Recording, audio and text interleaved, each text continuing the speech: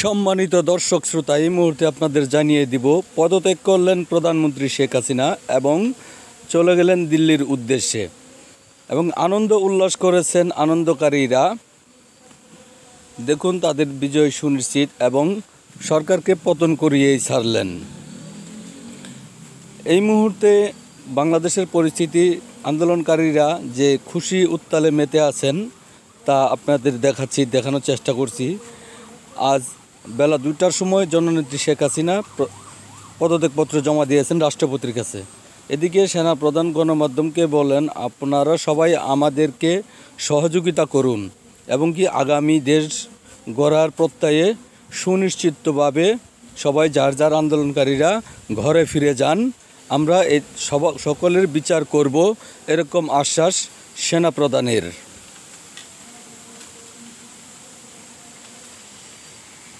রাজধানীর বিভিন্ন জায়গায় আনন্দ উল্লাস করেন আনন্দকারী ও বিক্ষোভকারীরা, কারণ আনন্দের দিশেহারা আন্দোলনকারী জনতা জননেত্রী শেখ হাসিনার পদত্যাগের খুশিতে এই খবরটি মুহূর্তে ছড়িয়ে পড়েন। দর্শক, আপনারা যে যেখান থেকে দেখছেন আমাদের এই খবরটি দেখবেন। আজকের সবচেয়ে মূল আলোচনা হচ্ছে প্রধানমন্ত্রীর পদত্যাগ নিয়ে সারা দেশবাসী আনন্দে দিশেহারা হয়ে পড়েছেন। এদিকে আন্দোলন সফল হয়েছে বলে খুশি তারা, সবাই দেশবাসী আন্দোলনে সফল হয়েছেন বলে খুশি তারা। এবং এই